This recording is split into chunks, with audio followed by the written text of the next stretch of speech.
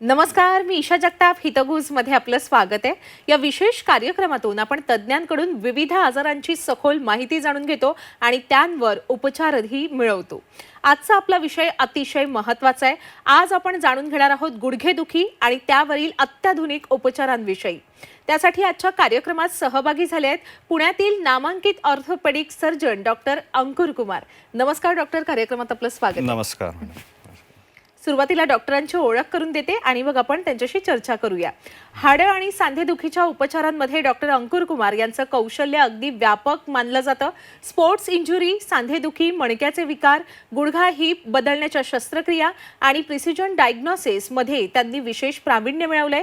त्यांनी अत्याधुनिक तंत्रज्ञानाच्या मदतीनं हजारो रुग्णांना वेदनामुक्त असं जीवन दिलंय.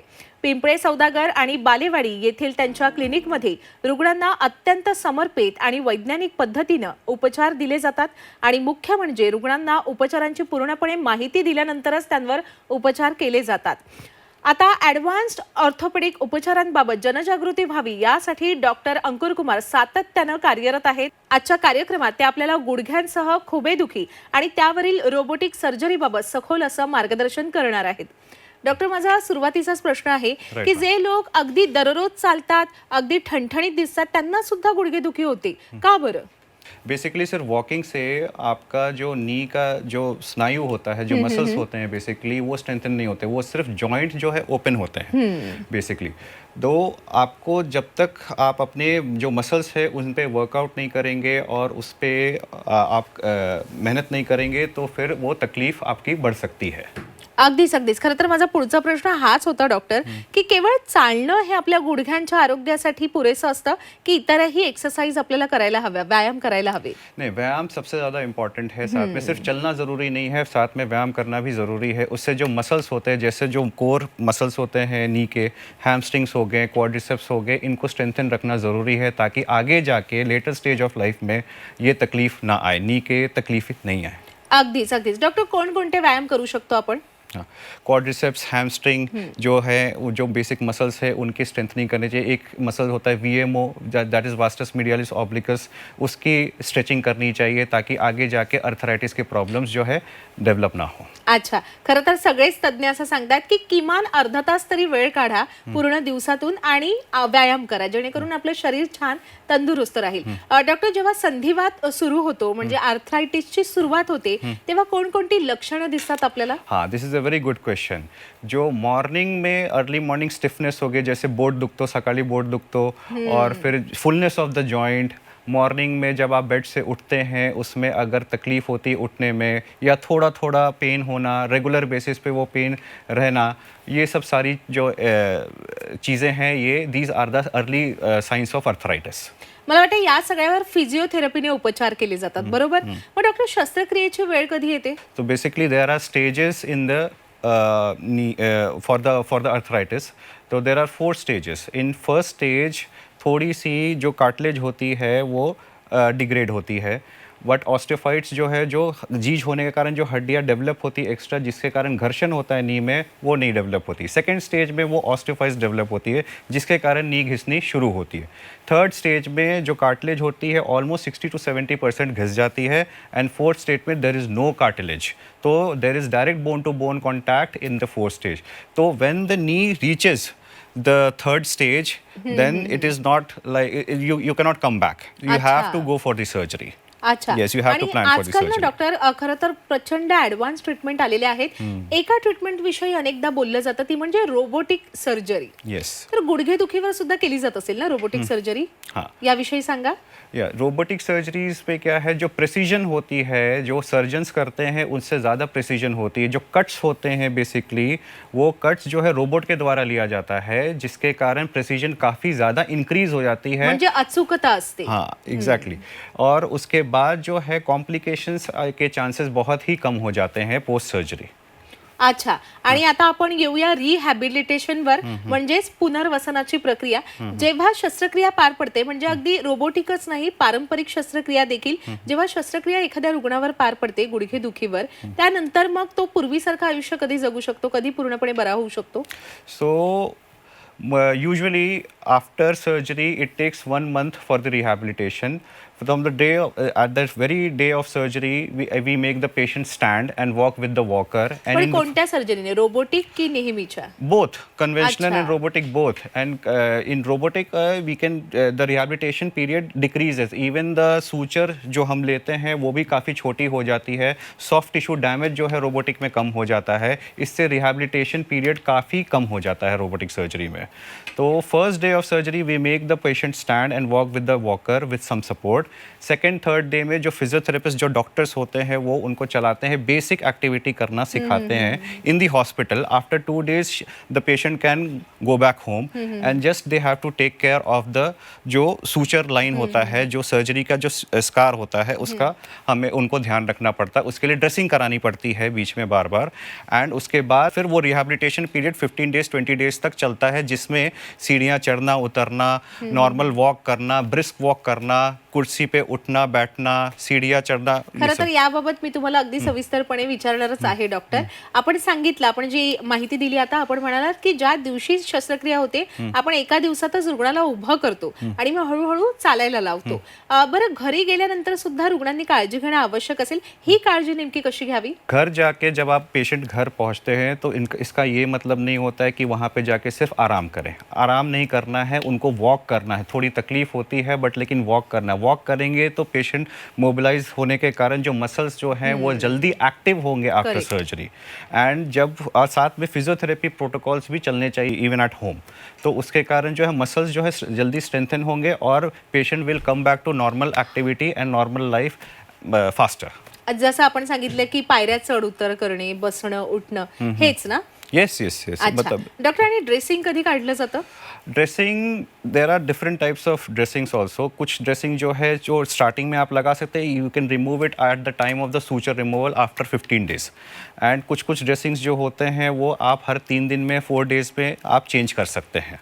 अच्छा. Depending upon the patient. बरं डॉक्टर, जसजसं आपलं वय वाढत जातं तसशी वेगवेगळी दुखणी आपल्या शरीराला जडत जातात. त्यातलीच एक असते गुडघे दुखी. मग या गुडघे दुखीवर नेमकी शस्त्रक्रिया का करावी, आपण काय याविषयी संदेश द्याल?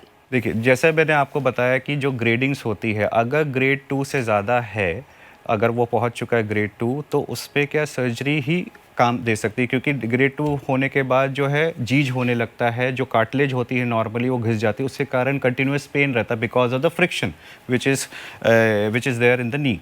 तो उसके कारण सर्जरी जो है, सर्जरी के कारण आप जो ख़राब हड्डियाँ होती हैं, जो घिस जाती है हड्डियाँ, उनको हम हटाते हैं. We put the implant in and उसके बाद वो it is back to normal. And उसके कारण सर्जरीज़ के जो फ़ायदे हैं कि जो आपकी डिफ़ॉर्मिटी होती है नी जॉइंट में, जो आपको हड्डी घिसने के कारण होती है, वो सीधी हो जाती है, जिसको हम काइनेमेटिक अलाइनमेंट बोलते हैं, वो स्ट्रेट हो जाती है. और उसके बाद जो हड्डी घिसती है, उसका जो पेन आता है वो कम्प्लीटली चला जाता है. तो you will be able to walk like you were walking before you are having the damage knees. म्हणजेच एक अतिशय महत्त्वाचा संदेश डॉक्टरांनी दिलाय की वेदनेसहित जगू नका, तर वेदना मुक्त आयुष्य जगा. अगदी बरोबर. Yes ma'am. डॉक्टर, आता आपण आम्हाला नी रिप्लेसमेंट बाबत म्हणजेच गुडघे दुखीबाबत, गुडघे प्रत्यारोपणाबाबत माहिती दिलेलीच आहे. आता आपण वळूया खुब्यांच्या दुखण्याकडे, अर्थात हिप रिप्लेसमेंटकडे. डॉक्टर, याविषयी काय सांगाल आपण? हिप पेन जो होता है बेसिकली ओवर यूज के कारण होता है और एक पर्टिकुलर एज के कारण वो होने लगता है. जिस प्रकार से नी अर्थराइटिस होती है, हिप में भी अर्थराइटिस होती है. तो अगर एक पर्टिकुलर स्टेज के बाद अगर वो स्टेज पहुंच गया है हिप अर्थराइटिस का, तो उस समय हिप रिप्लेसमेंट करनी ज़रूरी होती है. अच्छा, या खुब्यांच्या दुखण्यावर किंवा हिप रिप्लेसमेंटवर कोणकोणते उपचार उपलब्ध आहेत डॉक्टर? कन्वेंशनल भी है और रोबोटिक है. जैसे नी रिप्लेसमेंट भी रोबोटिक आ गया है. या शस्त्रक्रियांबद्दल सांगते ना? अच्छा, त्याविषयी सविस्तर सांगा. तो जैसे हम नी रिप्लेसमेंट करते हैं, उसमें रोबोटिक उपचार यूज़ करते हैं. रोबोटिक आर्म होता है, उसमें 100 से या बर से हम कट्स लेते हैं, जो कि वेरी प्रिसीजन, काफ़ी ज़्यादा प्रिसीजन होता है. वैसे ही हम सेम हिप रिप्लेसमेंट में करते हैं. हिप रिप्लेसमेंट में भी जैसे कुछ तरह के रोबोट हैं जो सीटी बेस्ड होते हैं. सीटी से हम पहले 3D मॉडल निकालते हैं, एग्जैक्टली वो पर्टिकुलर बोन मॉडल का जो पेशेंट का होता है, और उसके बाद हम प्लानिंग करते हैं और we put the implant properly उनके साइज़ का, ताकि आगे जाके कुछ प्रॉब्लम्स जैसे इम्पिंचमेंट हुआ या चलने में तकलीफ, उसके कारण वो कुछ भी प्रॉब्लम ना आए. अच्छा, या सगळ्या शस्त्रक्रियेनंतर आराम मिळण्याचा कालावधी कसा असतो doctor?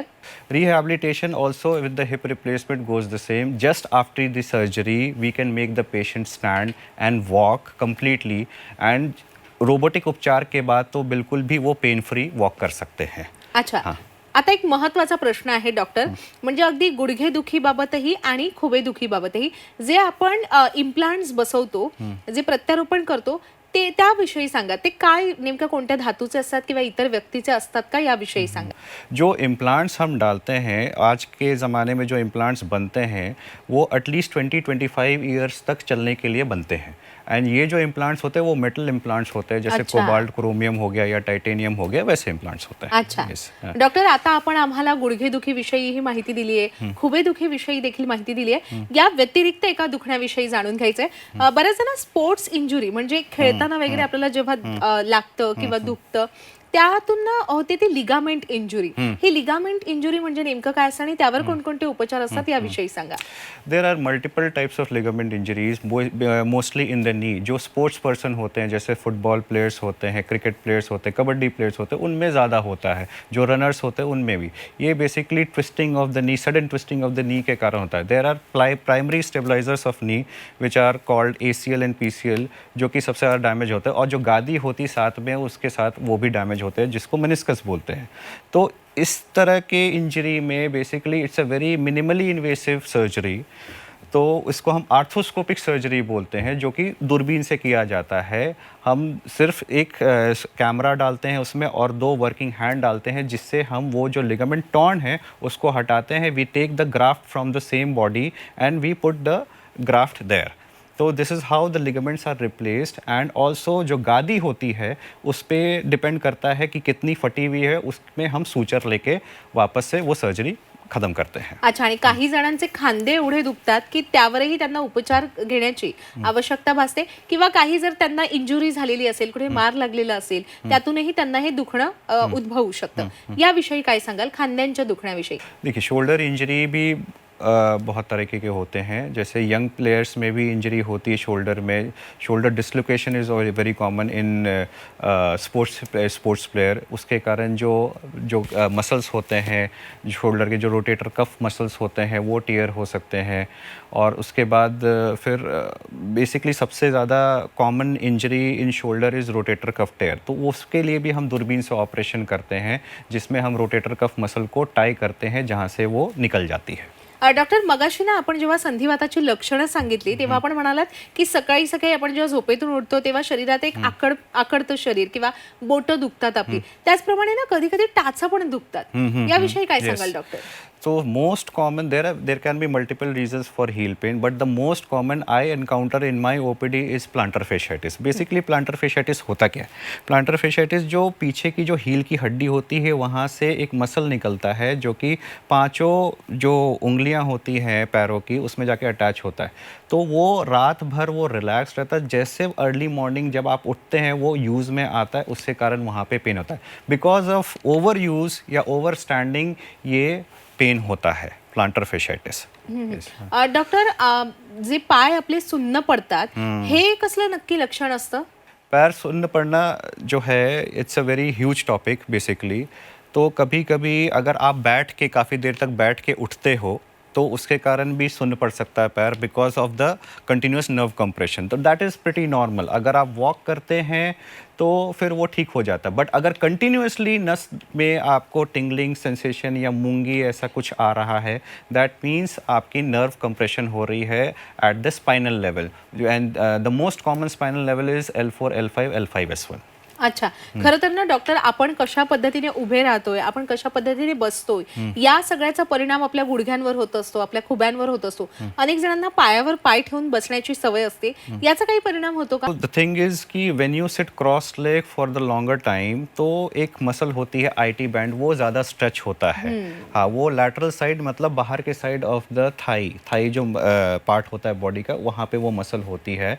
That extends from hip joint to the knee joint. वो जो है काफ़ी ज़्यादा स्ट्रेच होता है, उसके कारण वहाँ पे वो पेन आता है. अच्छा. आणि जेव्हा आपण सकाळी झोपेतून जागे होतो तेव्हा एक ना पाठीतून एक अशी सणक जाते, पाठ दुखते. हे असं का होतं डॉक्टर? जब आप मॉर्निंग उठते हैं, जब अचानक से बैक पेन होता, अगर ये आप एनकाउंटर करते हैं थ्रू आउट ऑलमोस्ट डेली, तो बेसिकली जब आप उठते हैं तो थोड़ा स्ट्रेचिंग एक्सरसाइज किया करें. डायरेक्ट उठ के खड़े होके उससे बेटर है कि आप स्ट्रेचिंग एक्सरसाइज करें, जिससे आपके जो पैरास्पाइनल जो मसल्स होते हैं, जो मनके के साइड के जो मसल्स होते हैं, वो थोड़े रिलैक्स हो जाते हैं. अच्छा. Yes. आता आलेलो आहोत आपण या कार्यक्रमाच्या समारोपाकडे. डॉक्टर, जाता जाता आपल्या सर्व प्रेक्षकांना आपण काय संदेश द्याल? Take home message from my side will be, the more you keep your body mobile, the lesser the problem you will face in your later stage of life. अगदीच, म्हणजे सक्रिय राहा आणि तंदुरुस्त जगा, असा मोलाचा सल्ला डॉक्टरांनी आपल्याला दिलेला आहे. डॉक्टर, आज आपण या चर्चेत सहभागी झाल्यात आणि आपल्या सर्व प्रेक्षकांना एवढं मोलाचं मार्गदर्शन केलं त्याबद्दल मी आपले मनापासून आभार व्यक्त करते. धन्यवाद. धन्यवाद. थँक्यू. प्रेक्षक हो, आता वेळ झालेली आहे इथेच थांबण्याची. ताज्या घडामोडींसाठी पाहत रहा झी 24 तास.